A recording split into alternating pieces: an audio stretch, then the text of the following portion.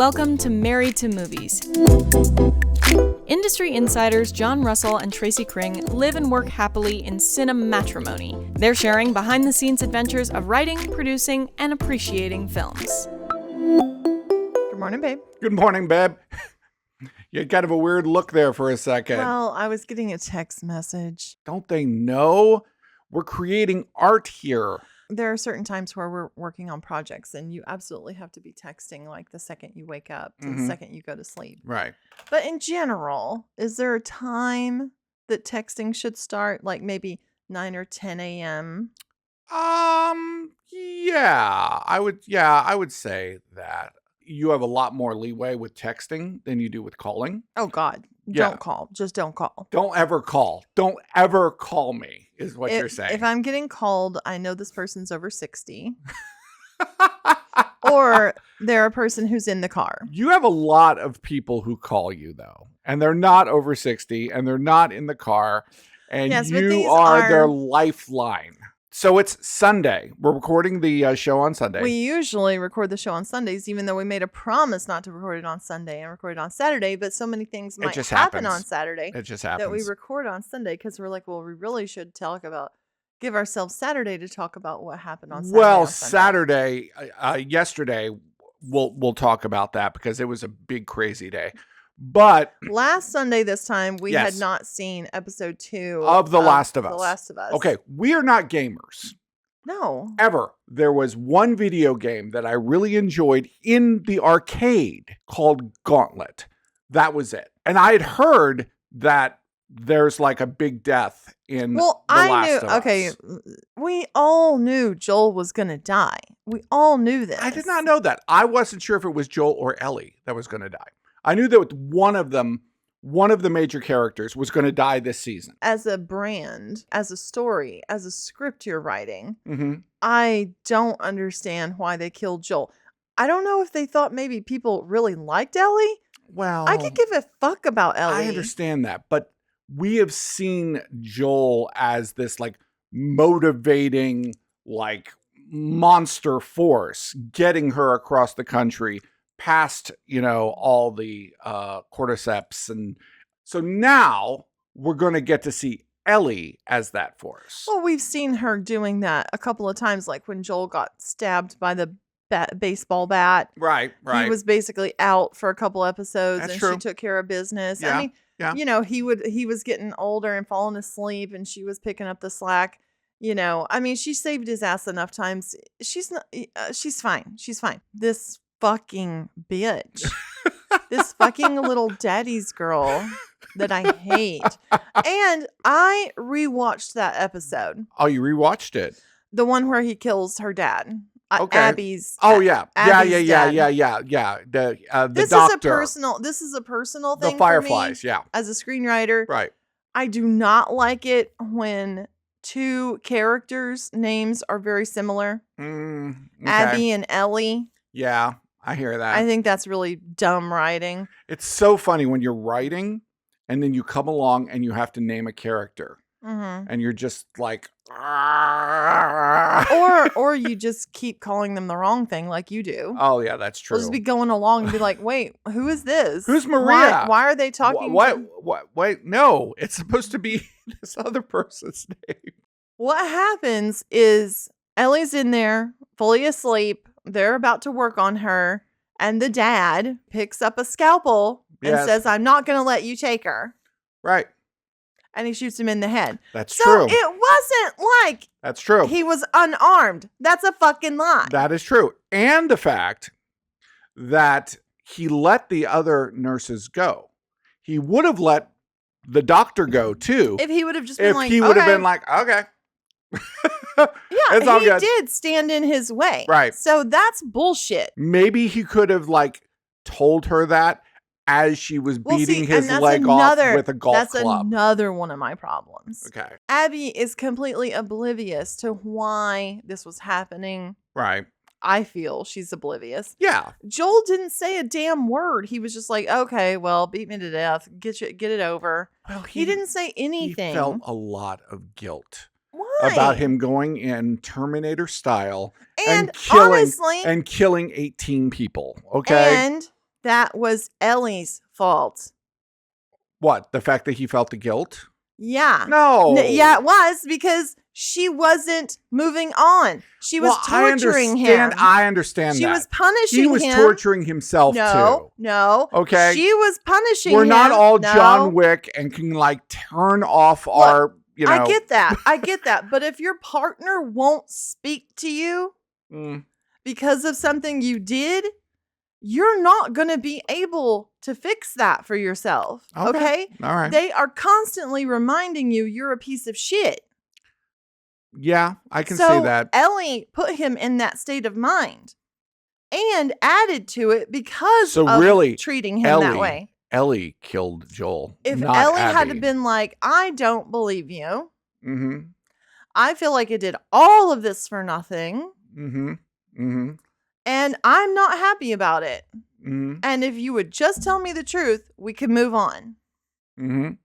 You know? And then he could say, well, they were going to kill you. They were going to cut your head open and take shit out, and I wasn't going to let them do that. This is a thing that happens sometimes in writing, which is you use the lack of communication, and you're going to call it that this person is disconnected. I hate that as a device. I agree. I hate it. I agree. If you can't talk it out and you're saying that that's why some sort of horrible thing happened or some sort of tragedy happened, that's ridiculous. There's always going to be the sense from the audience of like, why didn't they just say something? Some people are incapable of really, truly expressing what is inside them. I get that. But Joel talked about his kid dying and stuff like that and trying to kill himself. Right. I mean, they had a relationship where they could share this stuff. Whenever that ginger guy holds Ellie and they're the people eating meat in the village. He wants to sexify her. The guys, he's trying to get the information out of them, right? Right. And like knifes one guy in the kneecap and he's threatening to pop his kneecap off. He tells him where they are. Right. He slices him open. The guy over there, his friend, he's like, that's fucked up, man. He told you didn't have to kill him. And then he kills that guy. Yeah, that's true. So where's this morality coming from? This is true. Like in the game, maybe there's less consequence to proper storytelling. In a movie, in a TV show, you have a book. You have to create motivation. There has to be intent. Without intent, the audience can't follow you. Well, you're making your characters completely inconsistent. And like I said, in a game, as you're playing in little sections and little doses, right? Maybe this is flying. Right. But as a filmmaker, you have to look at that game and say what did and didn't work and what's going to translate and what's not. And I'm not judging The Last of Us based on like, is it not the greatest video game, conversion. Sure. As an episode, it was unbelievable. It had this Game of Thrones quality. My God, all the shit in the town. That fight. I love it. I love tactics. They had a plan on how to deal with an invasion. And like, we didn't know what the plan was. Man, when they let those dogs go, I was like, yeah, that's what you're talking about. I know. And that whole episode was so torturous for me to watch. I was screaming. I was like really just invested. When he was crawling through the zombie. Yeah. And when he was like firing the flamethrower, that felt like a video game because I like wasted a lot of quarters on that particular moment. Yeah, where like you're trying to moments. trying to get that, Look, boss. No, I'm not saying that I don't enjoy watching it. On TikTok, there's a lot of people who've like gotten their parents into it or gotten their moms into it or women or girlfriends who are watching it and watching episode 2 and getting really mad. And like, we're all saying the same thing, basically. We're done watching The Last of Us. That's a lie. You're not. But yeah. I'm hoping maybe there'll be some Joel flashbacks. Well, I'm pretty sure there are. And Pedro Pascal has become like the sex symbol. Okay. He's got vibe. He's got riz. He's got it all. We watched a movie last night. And I feel like you have the same teeth as Pedro Pascal. Well, I appreciate that. And a lot of guys that I end up with have this kind of teeth. Have Pedro Pascal's teeth. Okay. We watched a movie last night. It's a movie, once again, we're talking about something that people were talking about 6 months ago, but it finally came out free on streaming. Babygirl with Nicole Kidman and Yeah. some kid. I was in the shower. Whatever his name is. I was in the shower and I was thinking about Babygirl. Oh, were you? Ugh. In the scheme of things, Mm. how fucking tame is her fetish? Oh yeah, Like her. for real, you want to be a kitty and lick milk out of a plate? Well, that's why she drinks milk, is because it's such a tame, kind of a bland No, fetish. but it's like really. There's some real kinky girl fetish out there. Well, when she had the conversation with Antonio Banderas, She just wanted to watch porn with him. I know. It's like, Oh really? my God. Is her fetish just getting fingered my from God. behind? I Like, just, what? yeah, exactly. Put a pillow over my face. I'm like, I just want to know. Antonio Banderas, who used to be the sex symbol, oh, he's reads like, that script, and then he's like, okay, so you're saying that I'm a cuckold. Okay, I see. I have gone from being Zorro to cuckold. I feel about Antonio Banderas like I feel about opening up a container of potato salad from the store. Okay. Folks, I just want to go on record. That sentence has never been said by anyone in the history of mankind. Ladies and gentlemen, give it up at a completely original sentence. Thanks. I accept this award on behalf of men who aren't hot anymore because Pedro Pascal is in the house. It's like, I want to eat candy out of your hand. I'm like, really, bitch? I mean, I thought Where's the butt plug? I thought she Where's was. the electroshock? I thought she was adorable, though. She would sort of. But okay, here's kind of my problem with it, is because it felt like it wasn't just for her pleasure. It felt like it was for her therapy. No, it was therapy, and I think they kind of allude to that. Yeah, She had some daddy issues. It wasn't a body positive, sex positive film, because she was a fucked up person in the head. Well, and it had to have like risk. Yeah, Like that was the main thing for yeah, her. danger. Yeah, But like, but that's fine. That's it. Yeah, but that's S&M. That's but whips and things like that. I mean, there's a the strangulation. Sure, absolutely. It's how David Carradine died. The risk, Right. Isn't it? Didn't he die of? No, he did not. David Carradine is not dead, babe. You're talking about Michael Hutchins. Maybe is it John Carradine? Is that who you're thinking of? Keith Carradine? One of the Carradines is the White Lotus guy. Huh? That's Isn't not a Carradine. the old guy? Huh? The White That's Lotus guy. Yes, the White Lotus guy is the same guy from Kill Bill. That's not him. Yes. What happened to him? He's old. Jesus, he's like the crypt keeper. Okay, the whole baby girl thing kind of started on The Last of Us, Right. right? Because like there's the whole baby girl girls Right. who are like Who obsessed like with Patrick- Pedro. Yeah, Pedro Pascal. Yeah. And like want to be baby girls. Right. And there's something a little hot when a dude you like calls you baby girl. I don't know. Okay, There baby. kind of is. Okay, baby girl. I don't know what it is. There's a little like That's thing it right. scratches. Oh, I'm scratching that baby girl. Scratching it right. Scratching baby girl. Oh my god. I mean, it's okay if you want to. Okay, we're gonna have to pause this podcast, for a little baby girl action.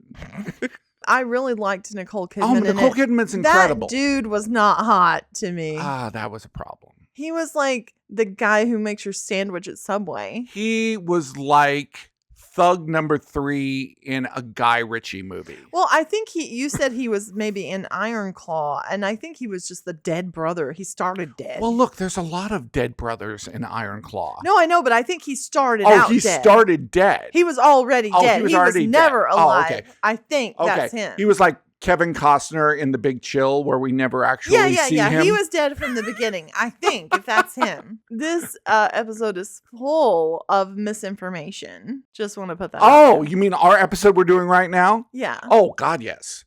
Yeah. Of I course. have no evidence. There for is anything no I'm way saying. to edit this episode. Guess what we tried? Last week, I challenged you to watch one of the shows that you previously had been willfully ignoring and avoiding. We had both been. And Severance for me is that. Yes. I've been willfully avoiding We have. Severance because of Adam Scott. Right. And we are now probably 6 or 7 episodes in, and I get it. And I knew I would get it. Well, it's so wonderfully really like the characters. Strange and weird and dark and absurd. And I think, and I'm going to look this up, I think the whole thing is based around sort of Scientology.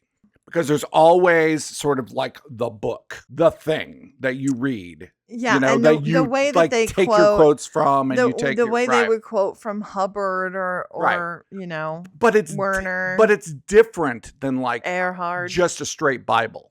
They're trading their work time to be automatons so they can get away from something tragic that's happened to them. Well, at least that's the way it is with Adam Scott. I don't know if it's that way in with other everybody. departments. Yeah, why? But Everybody there's an would do it. emerging relationship between Christopher Walken Yes. and John Turturro. Yes, like a gay which relationship. I'm really enjoying. And I'm Yeah. also enjoying the idea that maybe those two on the outside might have wives. Okay, listen. What we're saying right here sounds really interesting to us. But everybody already knows it. Have already watched the 2nd season. No, I know. And that's going to be kind of funny for them because they're going to get to listen to us postulate about some really ignorant theories. Yeah, exactly. Episode 6 when they're already on episode I think that's 20. hysterical. I think it's hysterical. And I'm just leaning into it. Lean into it, man. You said something about once somebody's had a baby and Right. they get to hold your baby. Right. The first thing they say isn't like, how long was your labor? Right. Yeah, this was actually something I was at a film mixer. Mm-hmm. Okay. And sometimes, you're riffing, you're talking, and it kind of struck me that nobody cares how long your labor was. Okay. They don't care. And I was speaking of it in relation to making a movie, how hard it was to make the movie, how long it took to make the movie, even how much money it was to make that movie. If your labor is 5 minutes or 50 hours, the kid looks the same. I have been asked before though, and some people, the first question they might ask is, what was your budget? How much did it cost to make this? One time I prepared an answer for that ahead of time. Right. So that I could like bust the person's balls. And I got the question and I was just like, yes. I said, asking a filmmaker what their budget is like asking a woman on the street how many months along she is. That's true. It's a question you shouldn't ask.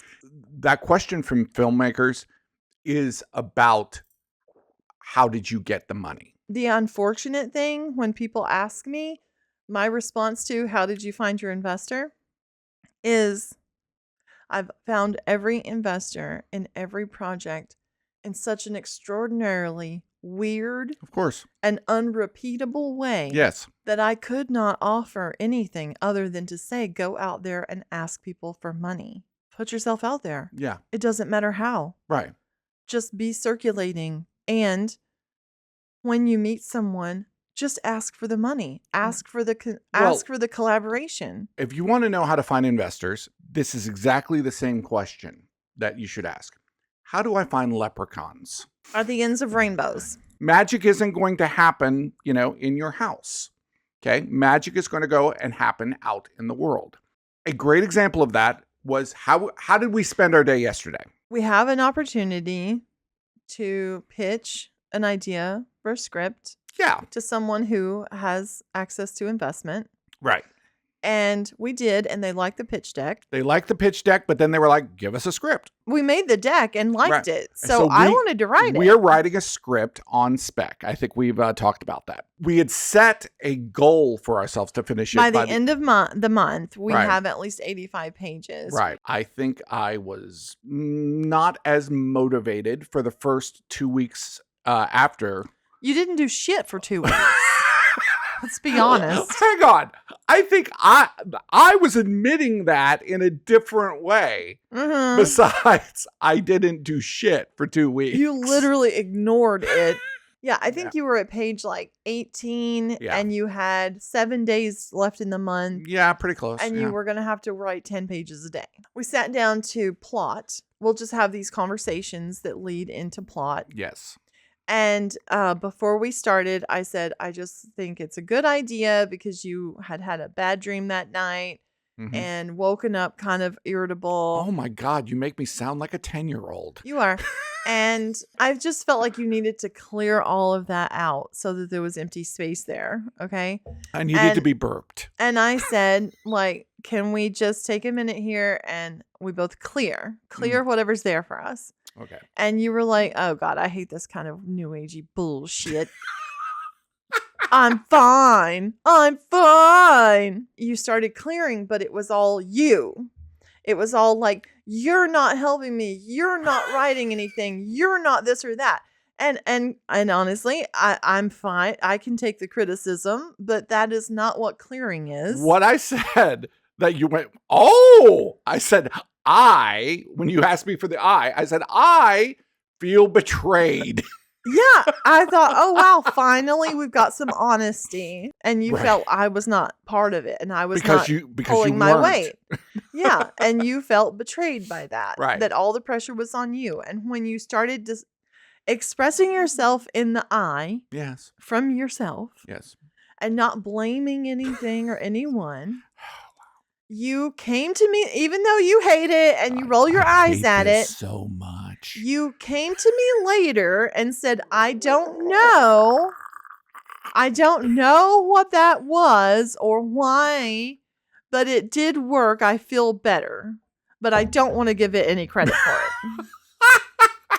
After that, you had 2 more days of basically writing alone. Yes. Where you cranked out 9 or 10 pages. I did. And you did it in a much different spirit. The reason I was able to crank out 9 or 10 pages, for a couple of days is I had a very clear idea of what I was to write. Yeah. This is the scene. This is the next scene. This is the next scene. This is what happens. And then this happens. And then this happens because this happens. Yes. You requested that we write all day Saturday. Let's write all day Saturday. And then let's go out and celebrate and go on a date. And we'll go out to dinner. And you're like, I don't want to go out. I like cooking in.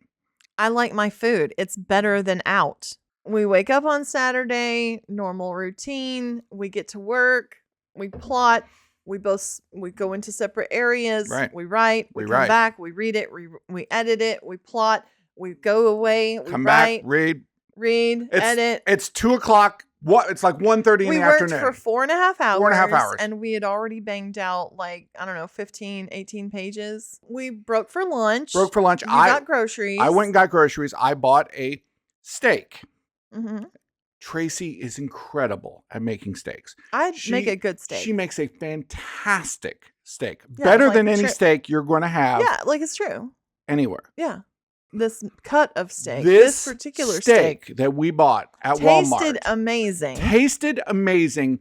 Inedible. Completely unable to chew it. You could not chew this steak. You couldn't chew it enough to swallow it. Okay.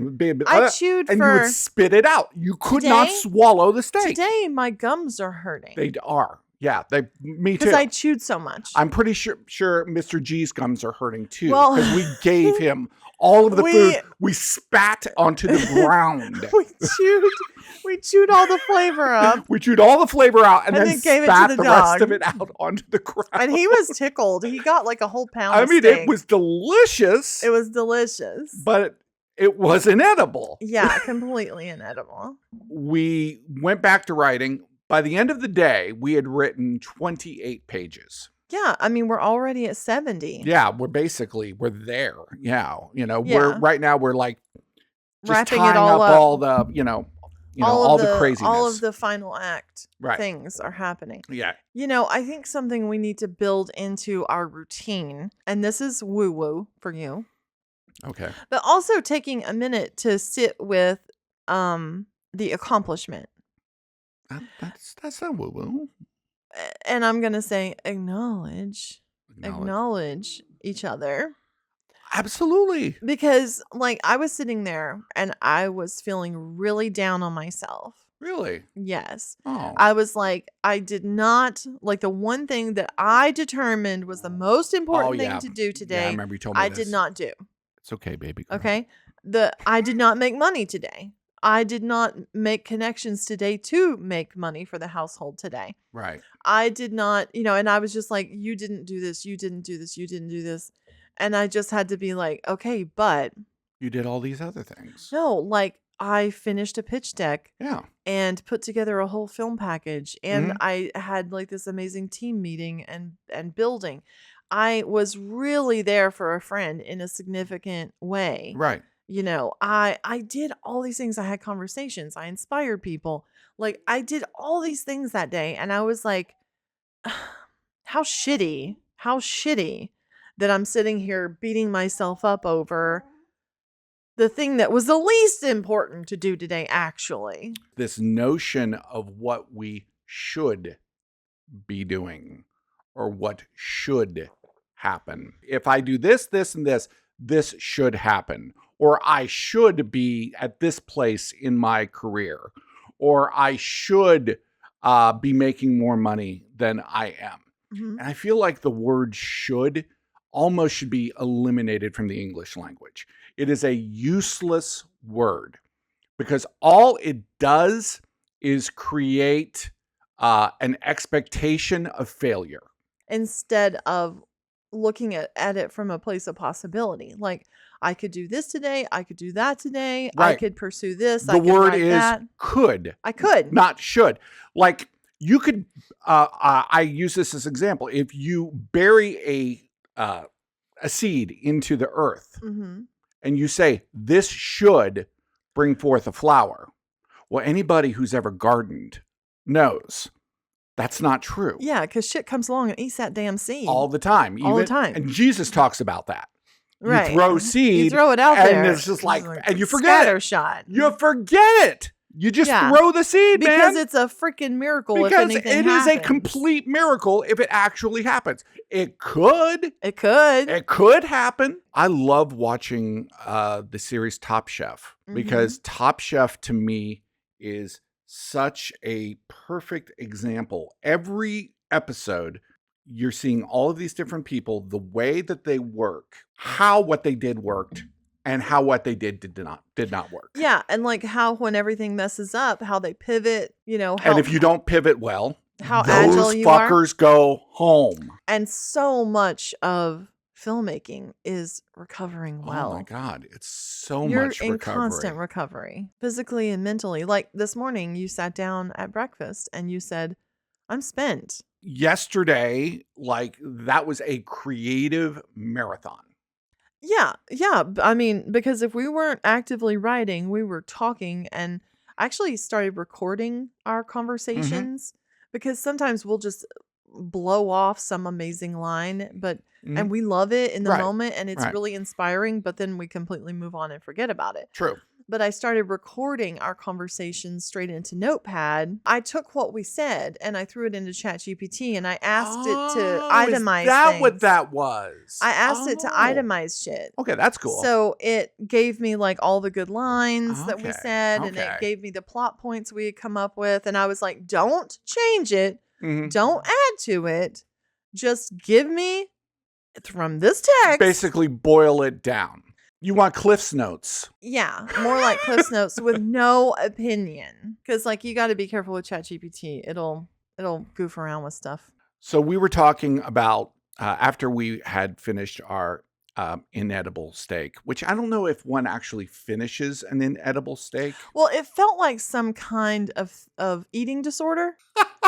to eat something To and chew, chew it, but to refuse to swallow. And then just spit it out. No, I feel Yes. like if we had ever swallowed any of the steak, it might have blocked our windpipe. If I had bought it online, I would just said return item, motherfucker. Somebody posted something on Facebook Okay. and they were like pitching their learn how to do this. I'm going to teach you how to do this in Right. film or whatever. And they used the word learnt. Oh. Learnt. Yes. Okay. And I wrote, I think so that you're putting your best foot forward, Right. You should use learned there. Learned instead of learnt. And he went back at me and said, that's perfectly proper English. And he is correct. And that's what's crazy. It's crazy that is proper English. I grew up in Sunny Daisy, Tennessee. Mm-hmm. Everybody says learnt there. But is it a part of my bigotry that I think that it's wrong? Well, I learned. What you learn? I learned that at school today. What I saw when I looked it up is that both are correct. But learnt is more of a European, British, yeah. Australian, maybe the guy was things from like Europe. that. I don't know. Like you in England, instead of saying I learned how to do math, right? You would say I learned how to do my maths. That sounds real dumb. It does sound really dumb. It sounds real dumb. If somebody was in front of you and asking for you to hire them, and they go, "Well, I learned how to do my maths," you are not hiring that motherfucker. You know what I learned yesterday? What? No, doesn't that sound weird? Well, what I done learned yesterday is next week will be our final show of the season. Is that your Southern accent? It's that is a little bit extreme. That's a little bit of like Lil Abner's version of a Southern accent. Okay. So get ready for our final show of this season, which I believe this is called season 3, even though it should be season 5. It's hard not to get romantic about movies. Thanks for listening to Married to Movies. Jon and Tracy will meet you for breakfast tomorrow.